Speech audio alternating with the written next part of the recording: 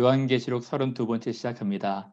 먼저는 17장부터 20장 전체 짤막하게 기요를 말씀을 드리고 시작하도록 하겠습니다. 지금까지 1장부터 16장까지 부지런히 살펴봤는데요.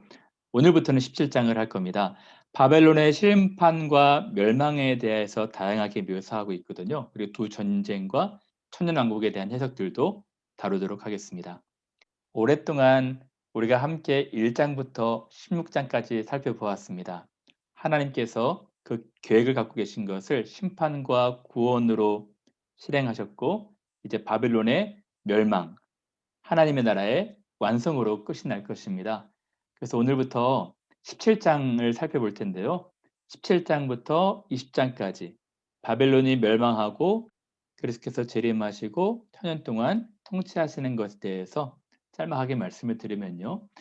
17장, 18장은 바벨론의 멸망에 나옵니다. 19장에 예수께서 재림하시면서 백마 부대를 이끌고 두 짐승을 심판하시는 사건이 나오죠. 그리고 20장에는 천년 동안 왕노릇하시는 천년왕국이 나오고 있습니다.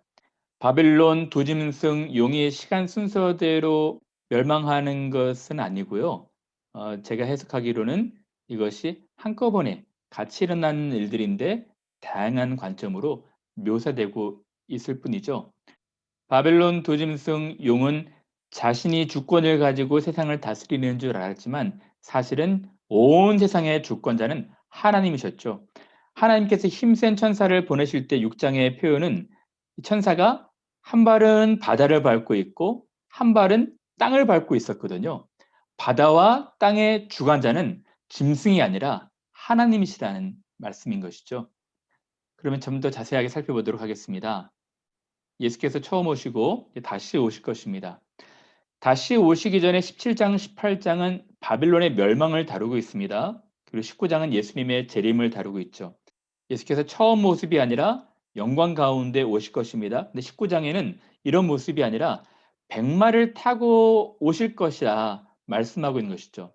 백마를 타신 이뿐만 아니라 백마를 타신 이가 큰 부대를 이끌고 오신다는 것입니다. 성도들과 천사들을 말하는 것이죠. 이 그림을 한번 갖고 왔는데요. 꼭 이렇게 오시진 않겠지만 19장의 표현으로는 큰 흰 세마포 옷을 입은 부대를 이끌고 예수께서 재림하신다고 표현되어 있는 것이죠. 그래서 이 부분을 백마부대 전쟁이라 말하는 것입니다. 그리고 나서 19장 이후에 20장에는 천연왕국이 오는 것이죠. 흥미로운 것은 천연왕국이 온 뒤에 곡과 마곡 전쟁이 또 있거든요. 백마부대 전쟁 이후에 천연왕국이 오고 천연왕국 후에 또 곡, 마곡 전쟁이 있다는 것입니다. 그 다음에 예수께서 또 다시 재림하신다는 것이죠. 이런 부분을 역사적 전천년사를 주장하시는 분들이 말씀하시는 것인데요. 전체 17부터 20장까지의 흐름상으로는 전혀 문제가 없습니다. 그런데 천연왕국 뒤에 또 전쟁이 있고 그 뒤에 다시 재림이 있다는 것이 저한테는 좀 어색한 해석인 것 같아요. 백마부대 전쟁 때에는 두 짐승, 바다에서 올라온 짐승, 땅에서 올라온 짐승이 심판을 받고 곡, 마곡 전쟁 때에는 용, 사단이 심판을 받거든요. 전천연설을 해석하시는 분들은 이 요한계시록의 전체 흐름이 시간 순서대로 일어나는 것이라 말씀하시는 것이죠. 근데 지난주에도 우리가 살펴보았지만 키아스무스 요한계시록 문장 구조를 보면 교차 대꾸로 표현하는 방법이 나오지 않습니까? 이런 것이죠. 음녀 바벨론의 멸망과 신부 교회의 완성이 교차 대꾸되는 것입니다. 음녀는 신부로, 바벨론은 교회로, 멸망은 완성으로 대꾸가 되는 것이죠. 그리고 19장, 20장도 대꾸가 되는데요. 백마를 타신 이가 심판을 하시고 또 20장에는 백보좌, 크고 높은 흰 보좌에서 심판을 하시는 것도 대꾸가 됩니다. 또 백마부대 전쟁으로 두 짐승이 심판을 받고 곡, 마곡 전쟁으로 용이 심판을 받는 것도 대꾸가 되는 것이죠.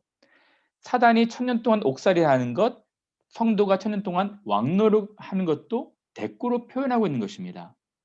그런 의미에서 보면 이 사건은 시간 순서대로 일어나는 것이 아니라 한 번에 일어나는 것인데 다양한 관점으로 표현한다고 보는 것이죠. 다시 말씀을 드리면 천년 왕국은 재림 이후에 오는 것이 아니라 예수께서 초림하셨을 때부터 재림하실 때까지 성도가 왕노릇하고 사단이 천년 동안 옥살이를 한다는 것입니다. 그래서 무천년설이라고도 하죠. 즉 사단의 천년 옥살이, 성도의 천년 왕권은 교회 역사의 상징적 천년을 말한다는 것입니다. 사단은 예수님의 십자가 사건으로 결정적으로 패배해서 지금도 활동하고 있지만 패배자로 활동하고 있다는 것입니다. 창세기 3장 15절의 예언이 이루어진 것이죠. 지금 활동하고 있는 이 사단은 최후의 심판 때에 멸망당할 것입니다. 즉 두 전쟁, 백마부대 전쟁, 마국 전쟁이 다른 시간에 일어나는 것이 아니라 다른 관점에서 설명하는 것이라는 것입니다. 마국 전쟁도 예수께서 재림하실 때 일어나는 것이고, 이때 두 짐승과 같이 사단도 심판을 받게 되는 것이죠.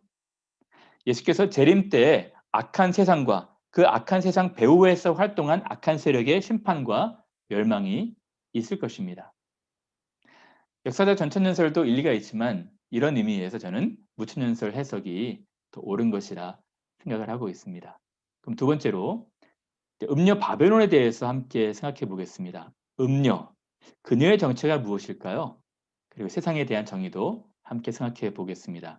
오늘 본문입니다. 또 일곱 대접을 가진 일곱 천사 중 하나가 와서 내게 말하여 이르되 이리로 오라. 많은 물 위에 앉은 큰 음녀가 받을 심판을 내게 보이리라. 여기서 큰 음녀라고 말하고 있거든요. 그래서 제가 그림을 그려왔습니다. 다른 그림을 인용할까 했는데 제가 직접 그림을 그리는 것이 더 좋은 표현일 것 같아서 그림을 그려왔습니다. 음녀처럼 보이나요?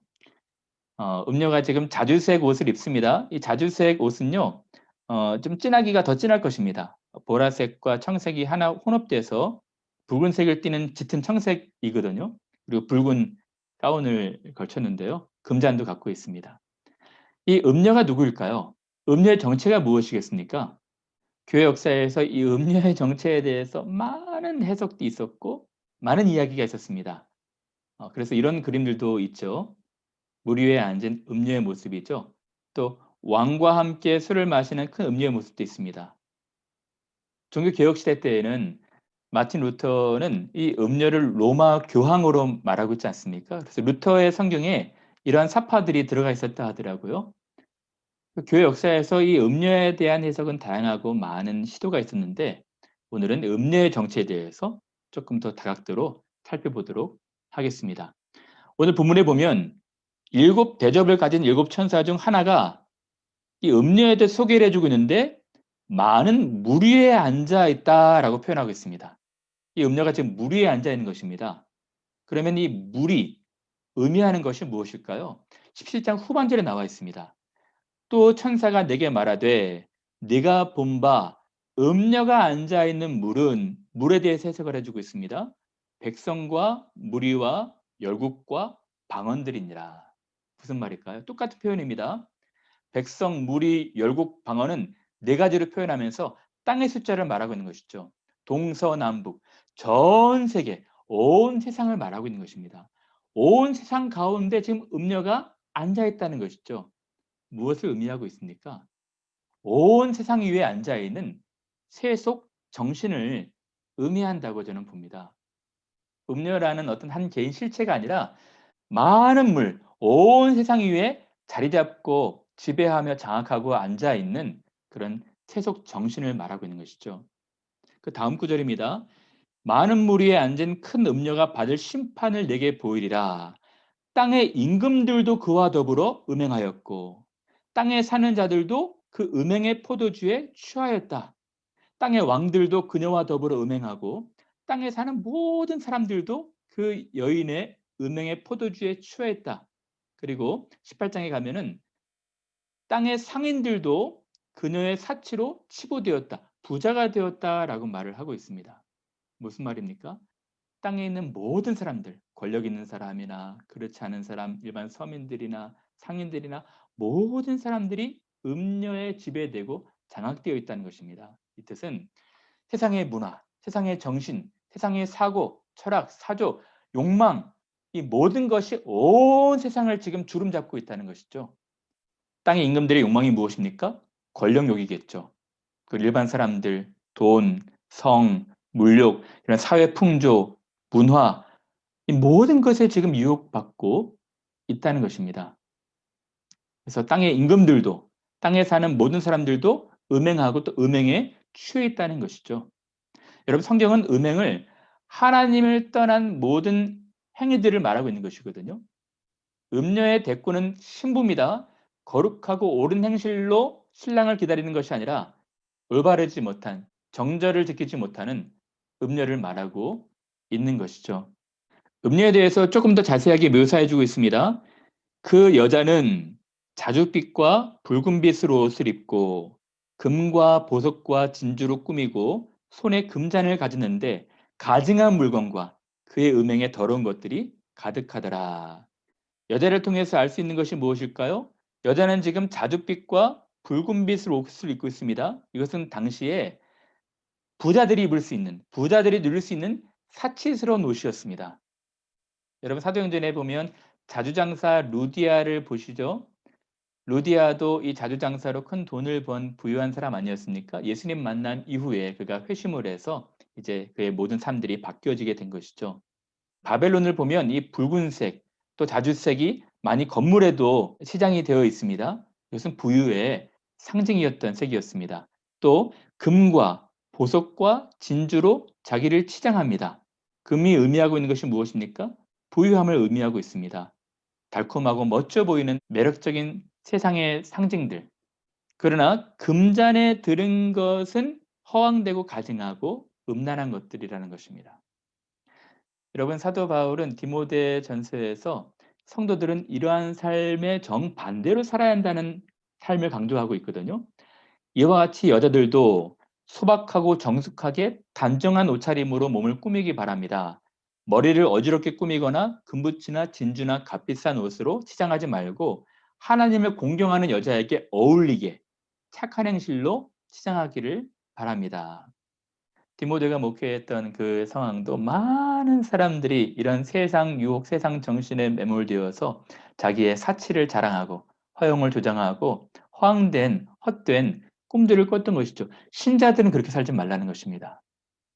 물론 새벽녘 성경에 단정한 옷차림, 소박하고 정숙한 옷차림, 그리고 금붙이나 진주나 값비싼 옷으로 치장하지 말라는 것도 말씀하시지만 그 끝절에 보면 착한 행실로 치장하기를 바랍니다. 라고 말하고 있죠.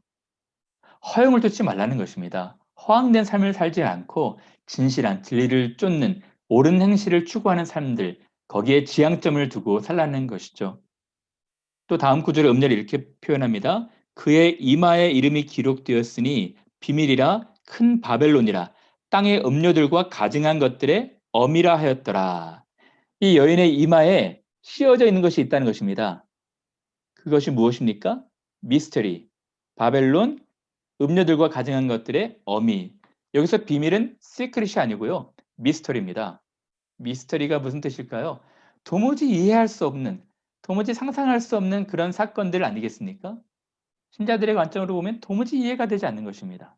음료는 미스터리고 큰 바벨론이고 음료들과 가증한 것들의 어미인 것이죠. 이것이 음료의 정체였습니다. 온 세상 위에 앉아있는 세속 정신을 말하고 있는 것이죠. 사도 요한은 지금 하나님 나라와 세상 나라를 끊임없이 지금 비교해 가면서 세상의 속성, 세상의 정신을 경계하라고 말하고 있습니다. 요한뿐만 아니라 성경 전체의 메시지이기도 하죠. 여러분, 성경이 정의하고 있는 세상은 무엇일까요? 먼저 예수님의 정의를 한번 살펴볼까요? 예수님은 요한복음에서 세상에 대해서 많이 말씀해 주고 있는데 요한복음 전체 56구절 또는 78개의 표현으로 세상을 표현하고 있습니다. 예수님의 세상에 대한 정의가 무엇입니까? 이 세상은 하나님이 지으신 것입니다. 예수님이 지으신 것이죠. 그가 세상에 계셨으며 세상은 그로 말미암아 지은 바 되었을 때 이 세상이 하나님을 알지 못하는 것입니다. 하나님을 알지 못할 뿐만 아니라 하나님을 싫어하는 것이죠. 자기 땅에 오매 그를 영접하지도 않고 그를 죽이고자 하는 것이 세상의 정신인 것입니다. 나는 빛으로 세상에 왔나니 물은 나를 믿는 자로 어둠에 거하지 않게 하려 함이로라. 예수께서 사망의 땅과 흑암의 그늘에 있는 사람들을 구원하시기 위해서 이 땅에 오시는데 세상은 빛을 싫어하므로 어둠, 흑암 가운데 있는 것이죠. 예수님은 세상을 흑암, 어둠으로 표현하고 있는 것입니다. 그 정죄는 이것이니 곧 빛이 세상에 왔을 때 사람들이 자기 행위가 악함으로 빛보다 어두움을 더 사랑한 것이니라. 세상의 정신은 어둠입니다. 빛을 싫어해서 빛과 반대되는 온갖 악들을 다 행한다는 것이죠. 여러분, 이런 세상을 하나님과 예수님께서 심판하셔야 마땅한데 하나님의 세상에 대한 태도는 어떻습니까? 사랑하신다는 것입니다. 예수님이 그 세상을 사랑하셨다는 것입니다. 그래서 하나님이 세상을 이처럼 사랑하사 심판하셔야 되는 그 세상인데 광야에서 노뱀을 드신 것처럼 원망하고 불평하는 그 많은 사람들을 포기하지 않으시고 그들에게 또 다른 기회를 주면서 그들을 사랑하신 것처럼 세상을 사랑하사 독생자를 주셨으니 이는 그를 믿는 자마다 멸망치 않고 영생을 얻게 하려 하심이라. 하나님이 그 아들을 세상에 보내신 것은 세상을 심판하려 하심이 아니요 그로 말미암아 세상이 구원을 받게 하려 하신 것이죠. 온갖 세상에 있는 모든 죄악들을 다 짊어지시고 예수님께서 십자가에서 죽고자 하신 것입니다. 사람들을 살리고 사람들을 구원하고 예수께서 자기를 내어 버리신 것이죠. 그것이 세상을 향한 예수님의 사랑이었습니다. 그러나 여러분, 세상의 반응이 무엇입니까? 세상은 여전히 악합니다. 세상은 여전히 하나님과 예수님을 싫어하는 것이죠. 세상이 너희를 미워하지 아니하되 나를 미워하나니 이는 내가 세상의 일들을 악하다고 증언함이라. 예수님은 진리가 되십니다. 그래서 진리의 말씀으로 세상이 악하다고 증언하기에 세상이 싫어하는 것입니다. 그리고 세상이 예수님만 싫어하는 것이 아니라 예수님을 따르는 사람들도 싫어하는 것이죠. 내가 아버지의 말씀을 그들에게 주었사오매 세상이 그들을 미워하였사오니 이는 내가 세상에 속하지 아니함 같이 그들도 세상에 속하지 아니함으로 인함이니이다. 여러분, 신자들은 누굽니까? 세상 나라에 속하지 않은 사람들입니다. 하나님 나라, 진리의 나라에 속해 있는 사람들이죠. 그러므로 세상 나라가 싫어하는 것입니다. 하나님을 싫어하기에 신자들도 싫어하는 것이죠. 이러한 세상에 예수께서 끊임없이 기회를 주시다가 훗날에는 진리대로 심판하실 것입니다. 예수께서 재림하셔서 죄에 대해서, 의에 대해서, 심판에 대해서 세상을 완전하게 책망하실 것입니다. 지금은 은혜 받을 만한 날이요, 구원의 날입니다. 지금은 기회의 땅입니다. 여러분들이 지금 세상 가운데 있다면 돌이키셔야 됩니다. 하나님의 나라로 투항하셔야 됩니다. 전향하셔야 되는 것이죠. 그래서 예수께서 회개하라, 하나님의 나라가 가까이 왔다 라고 말씀하신 것입니다. 하나님 나라에 살아가는 신자들은 어떻게 살아야 될까요? 이것을 너에게 이르는 것은 너희로 내 안에서 평안을 누리게 하려 함이라. 세상에서는 너희가 환난을 당할지라도 담대하라, 내가 세상을 이겼노라. 예수께서 말씀하십니다.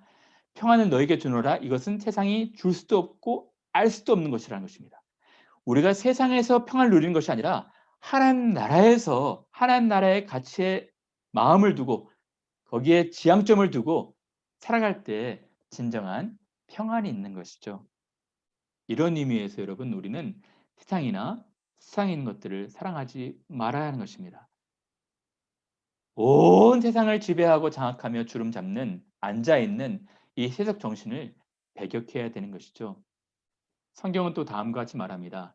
한 사람이 두 주인을 섬기지 못할 것이니 혹 이를 미워하고 저를 사랑하거나 혹 이를 중히 여기고 저를 경히 여김이라. 너희가 하나님과 재물을 겸하여 섬기지 못하느니라. 하나님과 세상을 겸해서 섬길 수 없다는 것이죠. 신자들은 세상 나라에 속한 사람들이 아니기에 하나님 나라의 백성으로 하나님을 섬겨야 하는 것입니다. 여러분, 흥미로운 한자를 소개할까 하는데요. 충성충 아시죠? 충자입니다. 여러분, 충자의 뜻이 무엇일까요?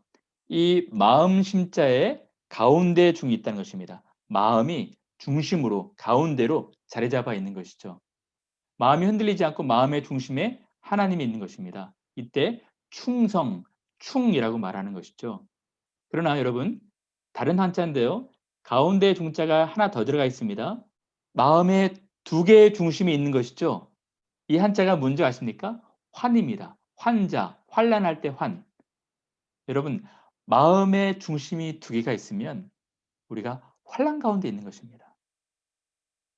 하나님과 세상을 겸하여 같이 섬기고자 하면은 거기에 환란이 있는 것이죠. 성경은 다음과 같이 말합니다. 돈을 사랑함이 일만하게 뿌리가 되나니 이것을 사모하는 자들이 미혹을 받아 믿음에서 떠나 많은 근심으로써 자기를 찔렀도다. 돈을 세상으로 대입하자면 세상을 사랑함이 일만하게 뿌리가 된다는 것입니다. 세상을 사랑하는 그 사람들이 미혹을 받아서 믿음에서 떠나서 많은 근심, 환란 가운데 있게 된다는 것이죠. 여러분들은 하나님 나라 백성으로 평안을 누리고 있습니까? 아니면 여전히 하나님 나라 백성임에도 불구하고 환란과 근심이 여러분들을 괴롭게 하고 있습니까? 마음의 중심이 나뉘어져서 그렇습니다. 오늘날 많은 교회와 신자들이 온 세상에 앉아 있는 이 세속 정신에 여전히 매몰되어서 살아가고 있다면 거기에 평안은 사라질 것이고 환란과 근심이 가득하게 될 것입니다. 예수께서도 말씀하셨죠. 이 소돔상에서 살아가는 롯의 가정, 그러나 소돔이 심판을 받을 때 여전히 세상에 대한 미련과 애착 때문에 세상을 바라봤던 그 여인, 소금기둥이 되지 않았습니까? 그래서 예수께서도 이 세상이 소돔처럼 심판을 받을 때 롯의 부인처럼, 롯의 아내처럼 되지 말라는 것입니다. 롯의 아내를 기억하라는 것이죠. 언제인지 알지 못하겠지만 이 세상은 진리대로 심판을 받게 될 것입니다. 그때 경건하게 살았던 그 가정의 일원이었지만 여전히 세상을 사랑하는 마음으로 가족과 같이 떠나지 못하고 소금기둥이 되어버린 롯의 아내 얼마나 불행합니까? 여러분들이 그런 인생이 되지 말아야 한다는 것입니다. 에베소서는 다음과 같이 말합니다. 그때 너희는 그 가운데서 행하여 이 세상 풍조를 따르고 우리도 믿는 사람, 하나님 백성, 그리스도인이 되기 전에는 예전에 세상에 있어서 세상 풍조, 세상 사랑, 세상 사조, 세상 정신을 따랐다는 것입니다. 공중의 권세 잡은 자 가운데 있었다는 것이죠. 전에는 우리도 다 그 가운데서 우리의 욕심을 따라서 육체의 욕심을 따라 지녔다는 것입니다. 육체와 마음이 원하는 것을 했다는 것이죠. 여러분 육체가 원하는 것이 무엇입니까? 동물적인 본능, 본성, 성욕, 식욕 그런 것들 말하고 있지 않습니까? 우리 마음이 원하는 것이 무엇일까요?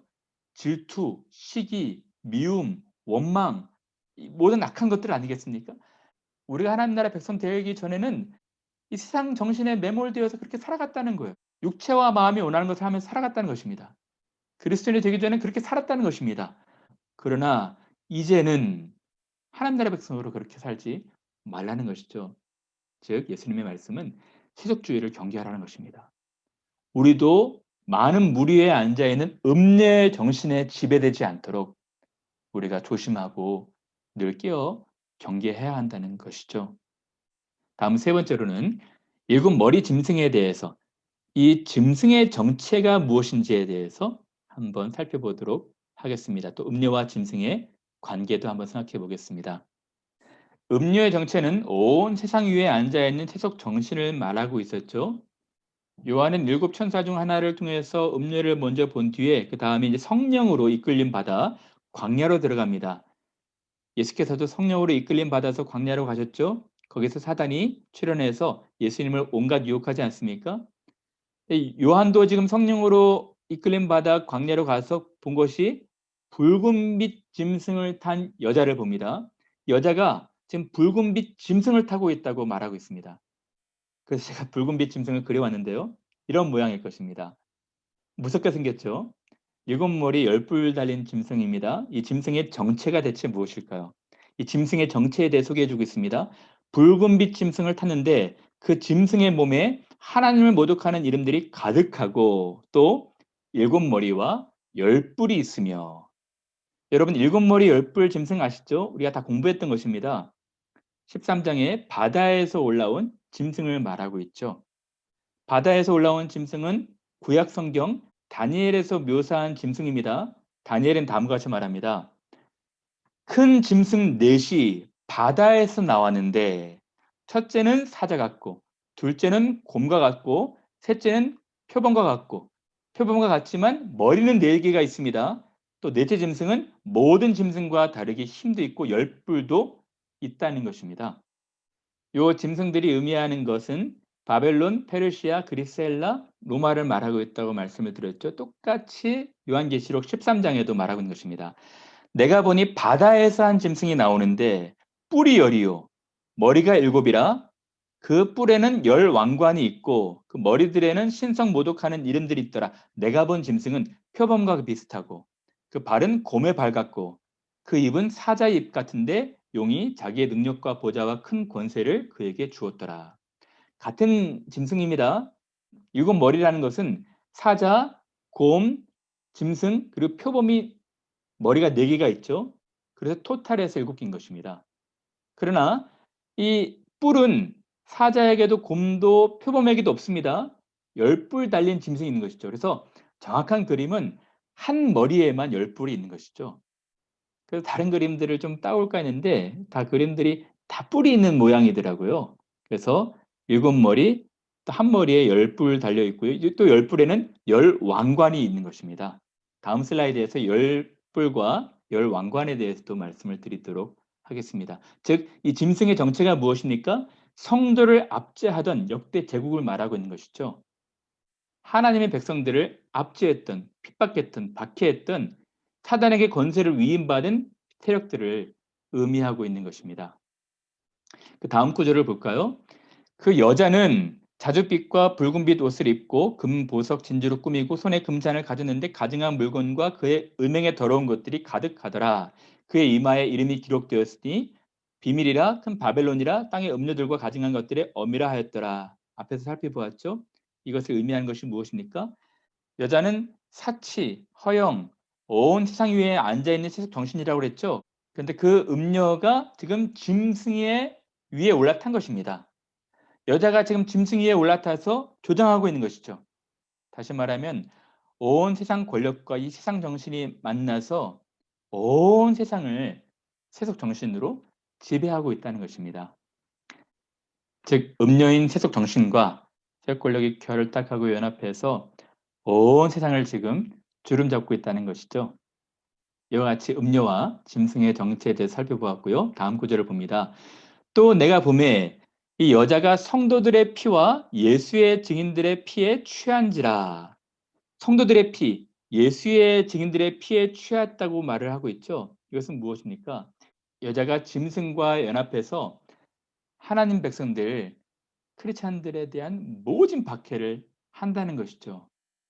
여자로 말미암아 땅에 사는 모든 사람들이 음행에 취해 있고 여자는 짐승과 결탁해서 수많은 기독교 신자들을 박해하고 살해해서 순교자들의 피냄새로 여자가 지금 취했다는 것입니다. 실제 18장에 보면 선지자들과 성도들과 및 땅 위에서 죽임을 당한 모든 자의 피가 그 성중에서 발견되었다라고 말하거든요. 요한계시록을 쓸 당시에 수많은 사람들이 황제의 표, 짐승의 표, 황제 숭배를 하지 않기 위해서 순교를 당하지 않았습니까? 그러나 1세기 외에도 오랜 역사 동안 믿음을 지키기 위해서 죽임을 당했던 많은 사람들이 있어 왔었죠. 음녀가 그의 피에 취했다는 것입니다. 근데 요한이 내가 그 여자를 보고 놀랍게 여기고 크게 놀랍게 여겼다라고 말하고 있거든요. 왜 요한이 놀랍게 여겼던 것일까요? 그 앞에 1절을 보시면 천사가 음녀가 받을 심판을 보여줄 것이라 말했거든요. 음녀가 심판을 받아야 되는데 심판을 받기는커녕 승리자의 모습으로 축배를 들고 있지 않겠습니까? 그래서 요한이 너무 마음이 불편해서 놀랍게 여겼던 것입니다. 천사가 말하죠. 천사가 이르되 왜 놀랍게 여기느냐? 내가 여자와 그가 탄 7머리와 10뿔 가진 짐승의 비밀을 내게 이르리라. 그리고 비밀을 자세하게 설명해 주고 있습니다. 먼저 짐승에 대해서 얘기하고 있죠. 내가 본 짐승은 곧 멸망으로 들어갈 자니 라고 말해주고 있는 것입니다. 지금은 승리에 도취해 있는 것 같고 지금은 승승장구하는 것 같지만 훗날 멸망으로 들어가는 것이 그들의 종국이 될 것이라는 것입니다. 이러한 내용이 1세기 당시에 소아시아 7교회 신자들에게 얼마나 큰 위로가 되었을까요? 지금은 기세등등하지만 그들의 최후는 하나님이 주권적으로 주관하신다는 것입니다. 근데 여기서 흥미로운 표현은요. 이 짐승에 대한 표현입니다. 내가 본 짐승은 전에 있었다가 지금은 없으나 장차 무적행으로부터 올라와. 또 그 다음에 반복이 되고 있죠. 이전에 있었다가 지금은 없으나 장차 나올 짐승이라고 말하고 있습니다. 이것이 무슨 의미일까요? 이 표현을 올바르게 해석하기 위해서는 이 악의 삼두체제, 악의 삼위일체를 보셔야 됩니다. 여러분 제가 이 설명을 지난번에 드렸죠. 용은 하나님을 흉내내고 모방하고 있습니다. 그리고 이 바다에서 올라온 짐승은 그리스도를 모방하는 적그리스도 세력이죠. 그리고 땅에서 올라온 짐승은 용에게 권세를 받고 또 바다에서 올라온 짐승을 경배하게 조장하고 있지 않습니까? 성령 하나님을 모방하고 있는 것이죠. 요 악의 삼두체제, 삼위일체는 모방 세력이라는 것입니다. 자기들도 이 삼두체제를 이루어서 하나님을 흉내내면서 예수님, 성령님을 모방하면서 진리가 아니지만 진리인 것처럼 가장하고 속이고 기만하면서 행세하고 있다는 것입니다. 그런 의미에서 이 표현을 이해해야 될 텐데요. 여러분 예수님에 대해서 요한이 어떻게 표현하고 있습니까? 이렇게 말합니다. 일곱 교회에 편지하노니 이제도 계시고 전에도 계셨고 장차 오실리. 나는 알파와 오메가라. 이제도 있고 전에도 계셨고 장차 올 자요.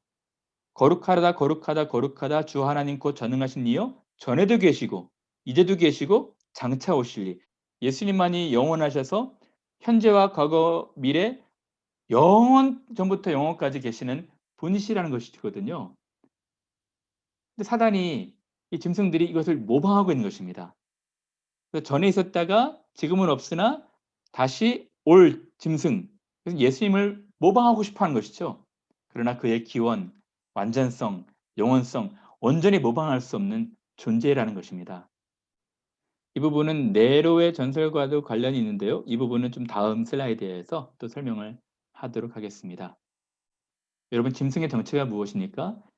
짐승은 진리가 아닙니다. 그러나 진리를 흉내내고 진리를 모방해서 많은 사람들이 진리인 양 믿게끔 유혹하는 것이죠.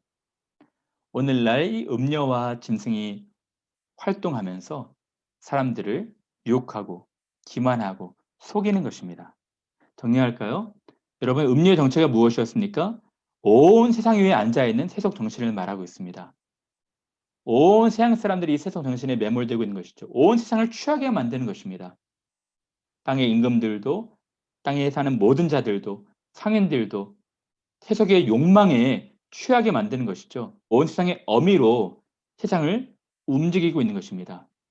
그렇다면 짐승의 정체가 무엇이었죠? 사단에게 권세를 위임받아서 하나님의 백성들을 핍박하는 압제 세력을 말하고 있었습니다.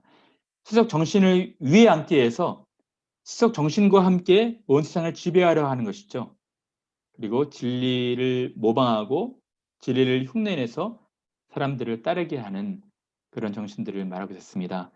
여러분, 사단은 처음부터 거짓이었습니다.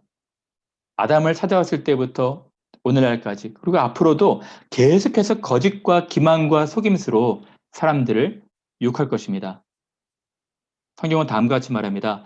너희는 너희 아비 마귀에게서 났으니 너희 아비의 욕심을 너희도 행하고자 하느니라. 저는 처음부터 살인한 자요. 진리가 그 속에 없으므로 진리에 서지 못하고 거짓을 말할 때마다 제 것으로 말하나니 이는 저가 거짓말장이요 거짓의 아비가 되었음이니라. 여러분 음료는 온 세상의 어미, 사단은 거짓의 아비로 상징적으로 표현하고 있는 것입니다. 즉 세상에 있는 모든 사람들을 자기의 자녀로 삼아서 올바르지 못한 대로 이끌어가는 악한 부모 역할들을 한다는 것이죠. 여러분 하나님 나라 백성들은 이 나라에 속한 사람들은 아닙니다. 우리는 진리 가운데 있는 백성들인 것이죠. 세상이 줄 수도 없고 알 수도 없는 진리 가운데에서 오는 자유와 평안을 누리는 사람들인 것이죠. 여러분들이 이러한 세상 정신에 매몰돼서는 안 되는 것입니다. 요한계시록을 통해서 하나님은 크신 계획을 보여주고 계십니다. 이 세상에서 이기는 자, 이기는 자, 이기는 자들에게는 영원한 영광을 주시겠다는 것이죠. 소아시아 7교회에 있는 어떤 사람들이 니골라당 발람의 교훈, 이세벨의 교훈을 받아서 믿음을 잃어버리고 저버린 것처럼 되지 말라는 것입니다. 사랑하는 여러분, 저는 여러분들이 오늘이라는 어려운 시대를 살아가는데 세속 정신과 세속주의에 동화되지 않고 하나님의 백성들로 신실하게 믿음을 지키며 살아가시는 요한계시록을 통해서 하나님의 크신 계획을 더 많이 깨닫고 더 깊은 세계로 나아가는 귀한 분들 되시기를 바랍니다. 감사합니다.